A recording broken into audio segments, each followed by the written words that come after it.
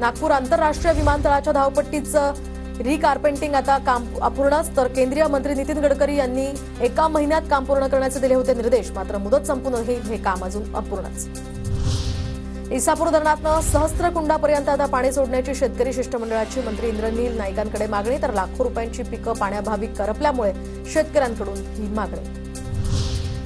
कल्याण पूर्वेतील रेल्वेच्या जागेवरील शाळेला रेल्वेची नोटीस, तर 28 तारखेला होणार तोडक कारवाई. 400 विद्यार्थ्यांचं शैक्षणिक भवितव्य अंधारात. प्रवासी महिला चोरट्यांच्या टोळीला अमरावती पोलिसांकडून अटक, तर पोलीस आयुक्तांच्या विशेष पथकाची ही मोठी कारवाई. अमरनाथच्या चर्चमध्ये वादन साहित्याची चोरी, तर पोलिसांकडून दोघांना अटक करत मुद्देमाल हस्तगत. रत्नागिरीच्या राजापूरमधील प्रसिद्ध कात्रा देवीच्या वार्षिक यात्रोत्सवाला सुरुवात. जिल्ह्याभरातून मोठ्या संख्येनं दर्शनासाठी भाविकांची इथे गर्दी.